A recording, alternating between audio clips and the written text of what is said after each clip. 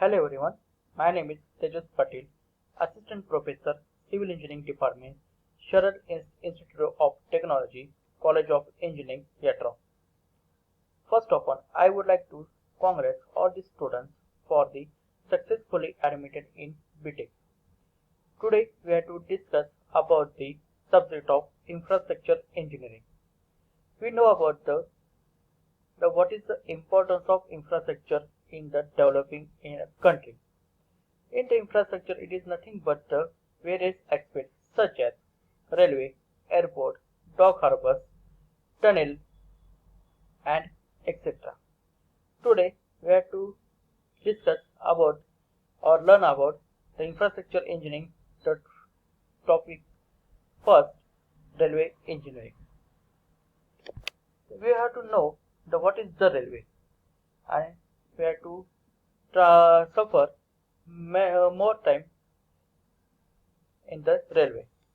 The railway engineering it is the branch of civil engineering concerned with the design, construction, maintenance and operation of railways.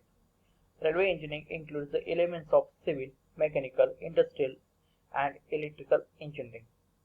That is meaning the railway it is the combination of the civil engineers, mechanical engineers, industrial engineers and electrical engineers. And nowadays the one engineering branch is the addition, it is the electronics and telecommunication. The railway engineers handle the design, construction and operation of railroads and mass transit systems that use a fixed guideway.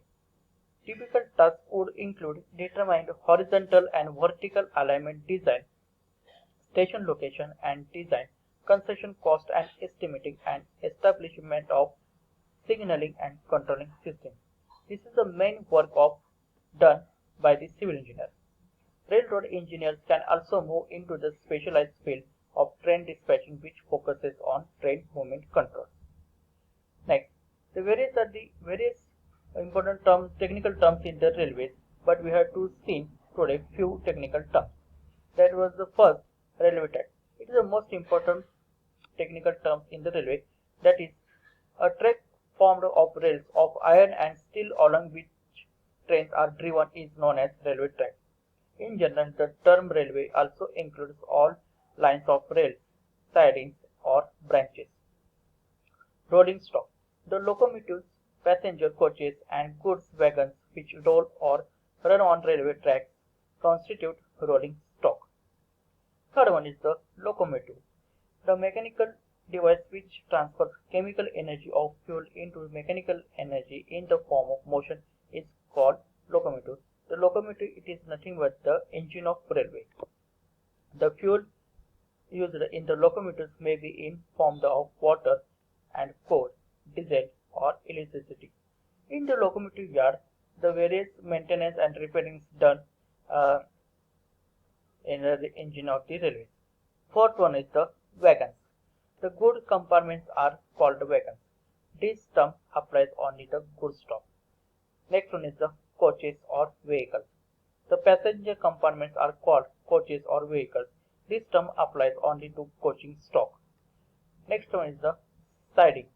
When a branch starting from main line terminates at the dead end with the buffer stop is known as siding. And last one is the most important term is ballast. Is the granule material packed under and around the sleepers to transfer the load from the sleepers to subgrade. Here we seen that the actual track structure. We have seen that the G it is the meaning as the rail gauge. Next, this is the two rails. Next, here is the fastening and fissures. Next one is the sleeper. Next one is the ballast cushion. The ballast cushion, it is the slope of ballast cushion is the 1.5 raised to 1. Next one is the formation level, that is meaning of ground level. It is the slope of formation level is the 2 raised to 1 and below the formation it is the natural subgrade. Here we seen that the typical cross section of the permanent way on embankment. Here we seen the gauge rails or next sleeper, next ballast safe. This is the distance from the slipper end and your ballast fusion. Next, ballast fusion, it is the forming as the slope of 1.5 raised to 1. Next is the formation level. It is the nothing but the ground level, that is the Murray. And next one is the natural subgrade. Next, another typical cross section here is the broad gauge track in embankment, that is on stretch track. Here we see the distance between two rails are 1.7 meters. The distance of the slipper is 2.7 meters and distance of the ballast is the 3.4 meters. Here we see that the vertical distance of the slipper is 12.7 centimeters and another at the end of top of the your formation level, it is the 20.3 centimeters. Here we see that the natural subgrade slope of is the formation is 2 raised to 1. The distance is the small d. Here we have to see the turf at the both sides. This is the 2d. The d, it is nothing but the distance of the small d is nothing but the distance of the formation or ground level. Next, I request to all the students, please this image is will try to sketch on your book for the purpose of the your as the exam section exam. Next, this is the conventional track structure.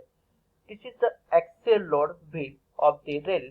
It is the maximum weight of the load of the wheel is the 225 kilonewton. Then this load transfer the first as the rail, next one is the slipper and therefore ballast and then formation and then subgrade.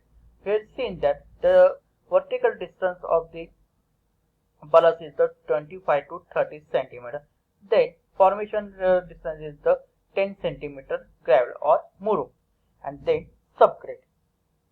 The spacing between the two slipper is the 0.6 meter and slippers are in the concrete or wooden slipper.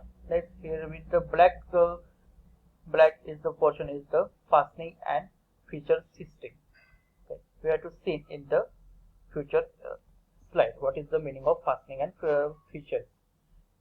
Next, here this is the permanent way. This is important part of the railway.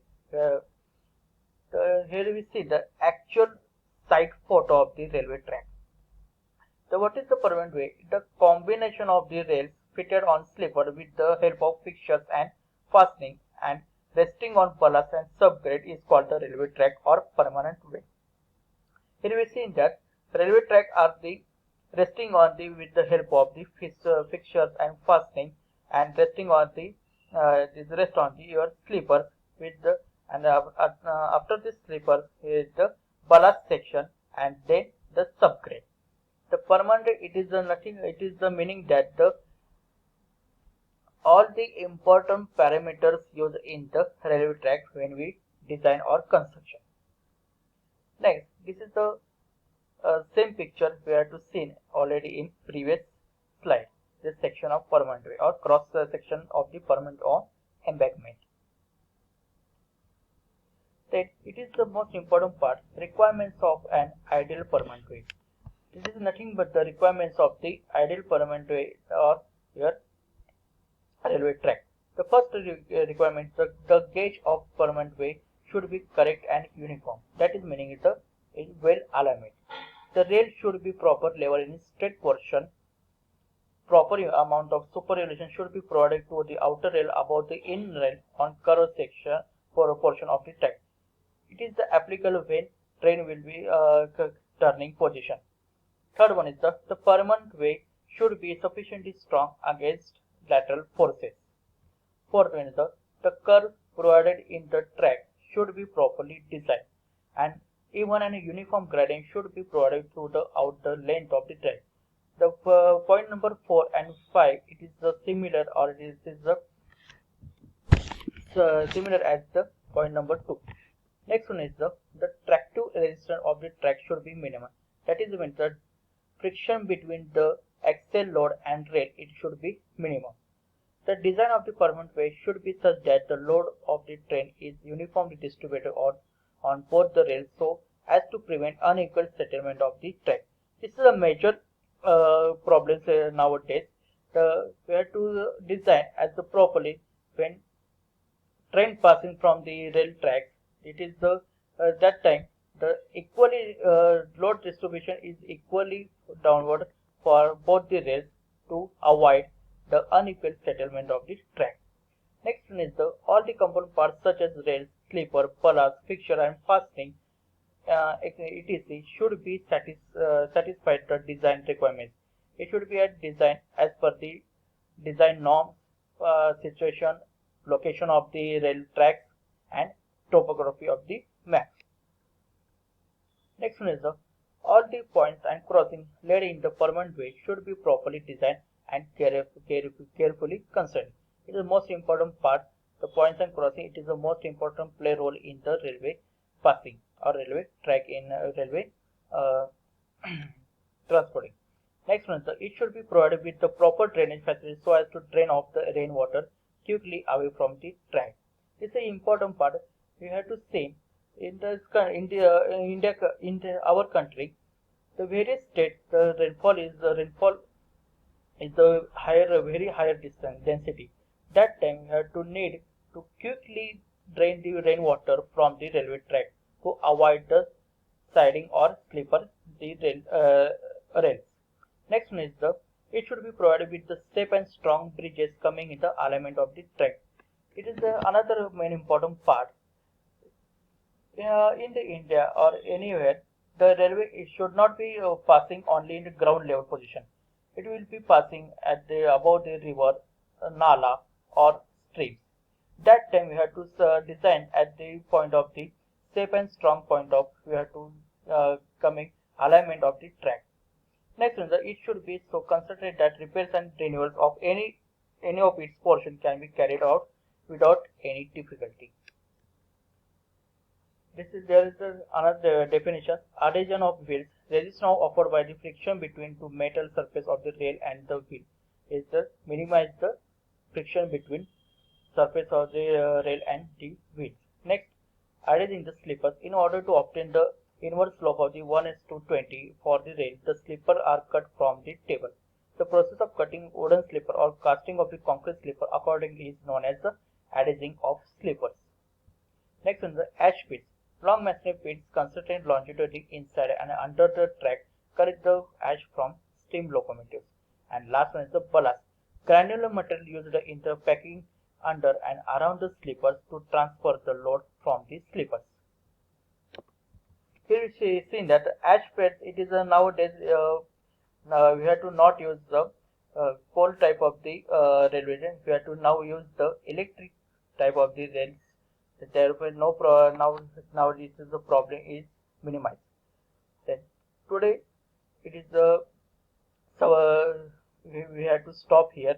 In the next session or next video, we have to see the various rail gauge, check rails, and other there are the types. Thank you.